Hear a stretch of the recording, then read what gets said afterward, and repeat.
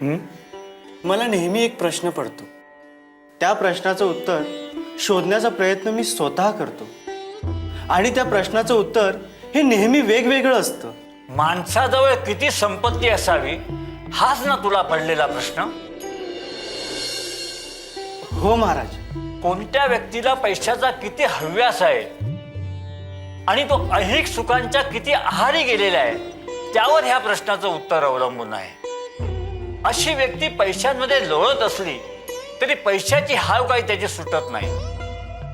आपला पैसा तो आपलाच आणि दुसऱ्याचा पैसाही आपला कसा करून घेता येईल याच विचारात असतात ही माणसं. याच विचारात ही माणसं दुःख पदरी पाडून घेतात. पैशाने सुख विकत घेता येत नाही हे यांना समजतच नाही. दान धर्म करावा, दुसऱ्याच्या उपयोगी पडावं, दुसऱ्यांना आनंद देऊन मोक्षाकडे वाटचाल करावी हे यांना कोणी समजावून सांगितलं तरी ह्यांना उमजत नाही. कसा उद्धार होणार यांचा? तो बघ मूर्ख काय करतोय. कोण महाराज? दादू सोनार. दादू सोनार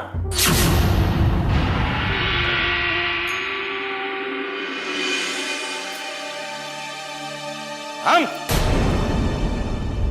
पुढे निघाली शेवडी धान्याची रास घेऊन. बाहेर एक गरजू माणूस आलाय, त्याला मुठभर तांदूळ दान करते. काही गरज नाहीये दान धर्म करायची. हकलून दिला त्या भिकारड्याला. जणू तुझ्या माहेरूनच आला होता ना. एक एक कवडी कवडी वाचून तिजोरी भरतोय मी. या दादू सोनाराची तिजोरी म्हणजे काही कुबेराची तिजोरी नव्हे. दान धर्म करते यालाच म्हणतात आईजीच्या जीवावर पायजी उतार. पण मी म्हणते, काही कमी आहे का आपल्याला? आणि आपल्याकडचं थोडं दुसऱ्याला दिलं ना तर पुण्य लाभतं. गजानन महाराज म्हणतात, असा पुण्य संचय केला की घरामध्ये सुख नांदतं आणि आपण मिळवलेले आशीर्वाद आपल्या लेकरा बाळांना फळतात. मला नको सांगूस तुझ्या गजानन महाराजांचं तत्वज्ञान. अरे त्याला ना उद्योग ना धंदा. लोकांच्या घरी जाऊन भिका मागून पोट भरायचं. मग तो सांगणारच दान धर्म करा, दान धर्म करा. त्याने कधी कुठलं दान केलंय का? कुठून देणार कुठून? काही कमवत असेल तर देईल ना. अहो, असं का म्हणता? आज जे काही आपल्या जवळ आहे ते त्यांच्याच कृपेमुळे आहे. महाराज देव आहेत, देव. तू खुशाल देव म्हण ग. माझं काही म्हणणं नाही, पण माझी संपत्ती जर दान धर्माच्या नावाने उधळलीस तर याद राख, दादू सोनार म्हणतात मला. अरे चांबडी देईन पण दमडी देणार नाही. गावातला श्रीमंत माणूस मी असाच झालो नाही. हे माझं घर, ही पेढी उभी राहिली ती काटकसरीने पैसा वाचवला म्हणून.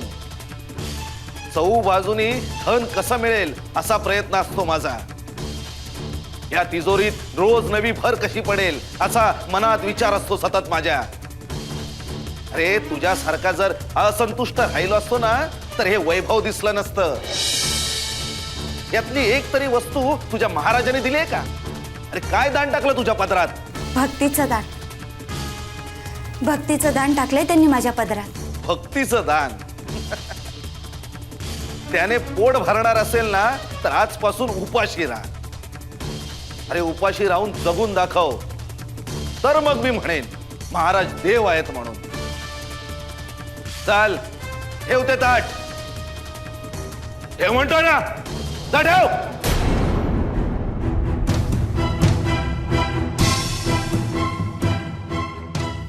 आई, मी एक मांजर आणले, मी तिला दूध देऊ?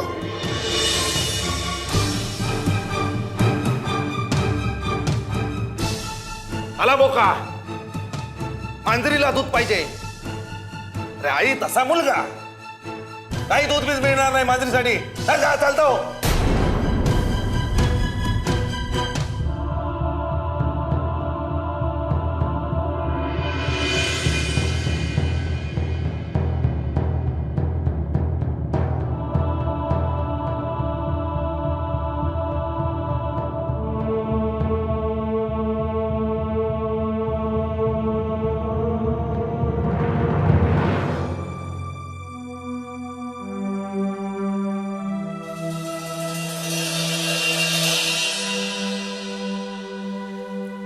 गणेश, अरे बाळा रडत होतास की काय? नाही, बाबांनी मला मांजींच्या पिल्लांना दूध घालायला नाही दिलं.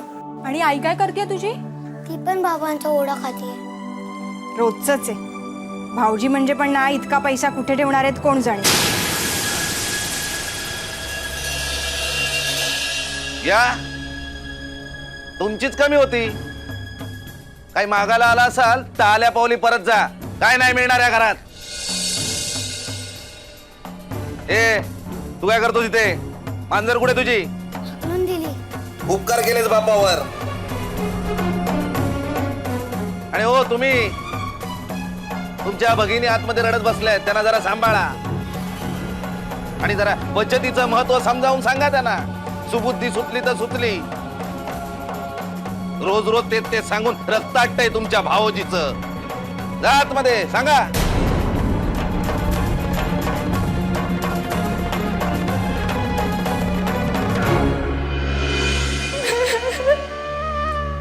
कौसल्या, अगं पटकन डोळे पुसलेस म्हणून रडत होतीस ते मला कळणार नाही असं वाटलं का तुला? छे ग, आणि मी कशाला रडू? अगं भरल्या घरात बाई माणसाने रडू नये, नाही तर लक्ष्मी रुसून बसते. अगं पण ही लक्ष्मीच तर तुझ्या डोळ्यात अश्रू आणायला कारणीभूत ठरतेय हे माहित नाही का मला? लीलावती, हो, कळलंय मला सगळं. तुझा गणेश भेटला होता बाहेर. आणि हो, भाऊजी सुद्धा भेटले होते. देवळात जात होते. म्हटलं तुला हाक मारून बघावं तू येतेस का. तर भाऊजी मला म्हणतात कसे, काही मागायला आला असाल तर आल्या पावली परत जा. कधी काय मागायला आले ग मी तुमच्याकडे? तुला सगळं ठाऊक काय म्हणतेस ना. अगं घरात कोणीही आलं तर यांना वाटतं की ते काहीतरी मागायलाच आले आणि मी त्यांना हवी ती वस्तू देऊन टाकणार. कमाल आहे बाई, तू सहनशील आहेस म्हणून निभावले. तुझ्या जागी जर मी असते तर जीव नकोसा होऊन गेला असता. नाही ग, त्यांच्या हातून काही सुटत नाही हे एकच खोट आहे त्यांच्यामध्ये. बाकी स्वभावाने फार चांगले आहेत ते. कर्तव्यात अजिबात कसर ठेवत नाहीत. अगं पण भाऊजींच्या स्वभावातली एकमेव खोट, पण त्याच्यामुळे तुझी किती घुसमट होते, किती सहन करायला लागतं तुला. इलाज नाही त्याला लीलावती. अगं माझ्या नशिबाचे भोग आहेत ते भोगूनच संपतील. शिवाय सगळं काही मी आता महाराजांवर सोपवले. त्यांची श्रद्धाच मला सगळं काही सहन करण्याचं बळ देते. अगं पण त्यापेक्षा भाऊजींचं ऐकलंस तर, त्यांच्या मनाप्रमाणे वागलीस तर. आपल्याला देवळात जायचंय ना, तू थांब, मी आलेच.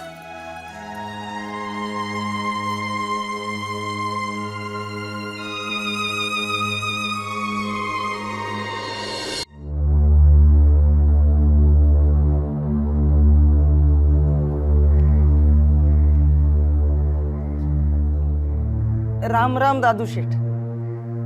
कोण? चिंतामणी? ये बाबा ये, बैस. हा थांब. कोणती चिंता घेऊन आला असशील तर अजिबात बसू नकोस. नाही नाही दादू शेठ, माझ्यासारख्या गरीब शेतकऱ्याची चिंता आहे तुमच्यासारख्यांसाठी नफा मिळवूनच देईल नाही का? ते खरंच, पण तुम्ही लोक घासाघीस खूप करता रे बाबा. कंटाळा येतो, कंटाळा. बर काय काम काढलंस? काहीतरी द्या गरीबाच्या पोटाला, देव तुम्हाला बरकत देईल. तू आणि गरीब? अरे फुकटचं खाऊन माजलायस मेल्या. अजिबात पेढीची पायरी चढू नकोस, तंगडा मोडून दे ना हातात.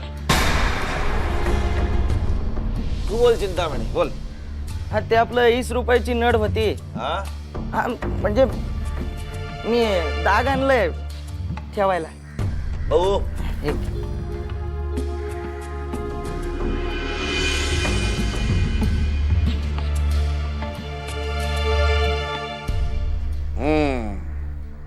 आहे घरात सोन्याचा. चोरीचा नाही ना रे? नाही नाही, चोरीचं नाही, बायकोच आहे माझ्या.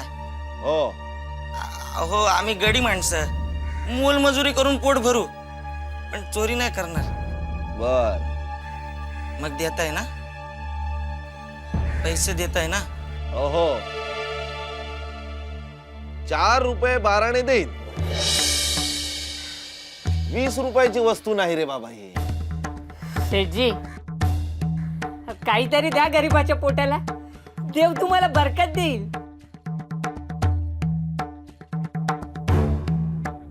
हे घे आणि तोंड काळं करू इथून.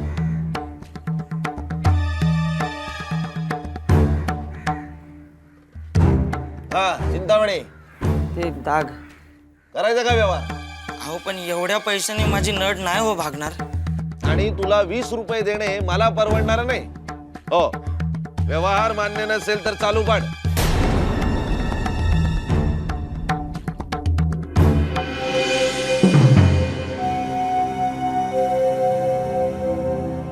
अहो, ऐकताय काय? बोललात तर ऐकतो. कान ठीकठाक आहेत माझे. दादू सोनाराकडे जायचा रस्ता दाखवताय का? माझ्यासारखेच दिसता. म्हणजे भिक्षुक. नाही, मी भिक्षुक नाही हो. साव तर दिसत नाही तुम्ही. कुठचे? मुंडगावचे. मला जरा दादू सोनारांकडे जायचंय. थोडं कर्ज घ्यायचंय. मुलाची मुंज करायची ना. तारण काय आणलं ठेवायला? तारण? हो हो, तारण. अहो, तारण मी काहीच नाही ऐकलं. असं मग नशिबावर सोडा सगळं. दादू सोनारानं मला खडकू दिलाय. आता तुमचं नशीब जोरावर असेल तर तुम्हाला पण तुमच्या मुलाची मुंज करून देईल. हे बघा, मला दिलेला खडकू. अहो अहो, हे खडकू फार गुळगुळीत झालंय. हे कुठेच चालत नाही. काय? हे कुठेही चालत नाही? अशी जिरवली होय सोनाड्यानं माझी. बघा राव, आता तुमचं काय होतंय ते. हे बघा, इथनं सरळ जा, तिथेच पेढी आहे त्यांची. त्या दादू सोनाराकडे एकदा गेलात ना की तो तुम्हाला तुमच्या गावचा रस्ता दाखवेल. जावा. हो, हुडूत या खडकूच्या.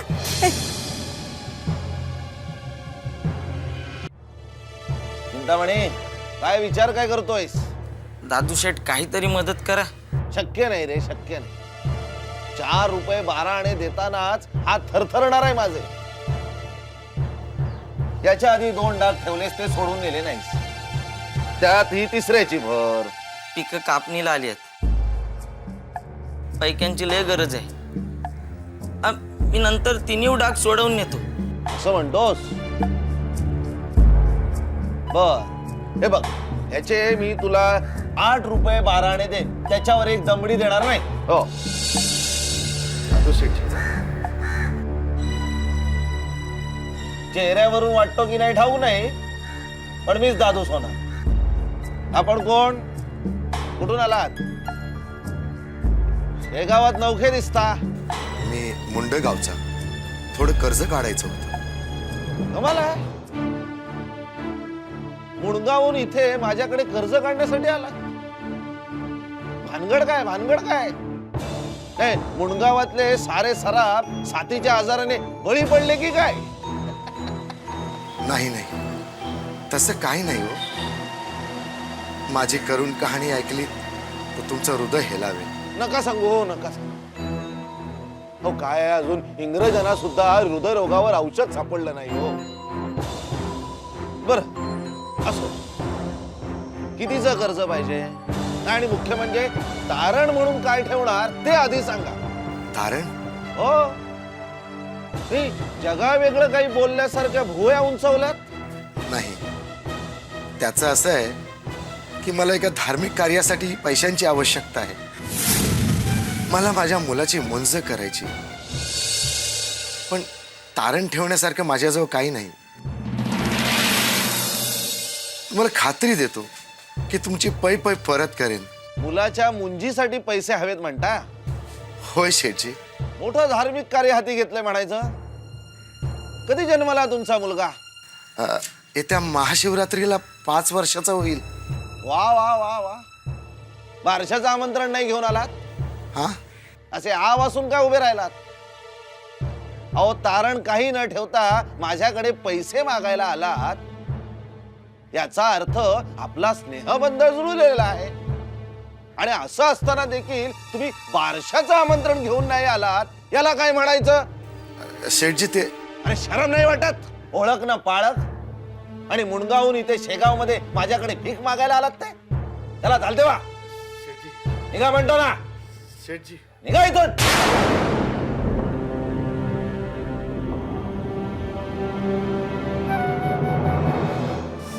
देव यांना सुबुद्धी देव, अशी प्रार्थना मी रोज देवापाशी करत असते. देव जाणे तो दिवस कधी उजाडणार आहे. स्वभावाला औषध नसतं कौशल्या. अगं आपण बाई माणूस, नवऱ्याच्या सांगण्यात राहू आणि आपली अक्कल केवळ चुलीजवळच चालवावी. देवा, का परीक्षा पाहतोयस माझी? अरे कुणीच मदत केली नाही तर माझ्या मुलाची मुंज मी कशी करू शकणार?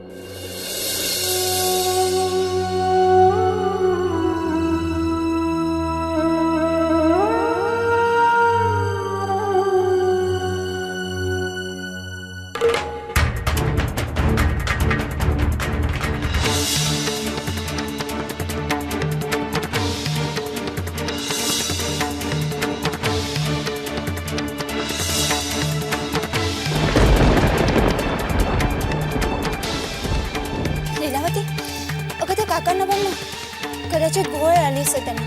चल बघूया आपण, चल.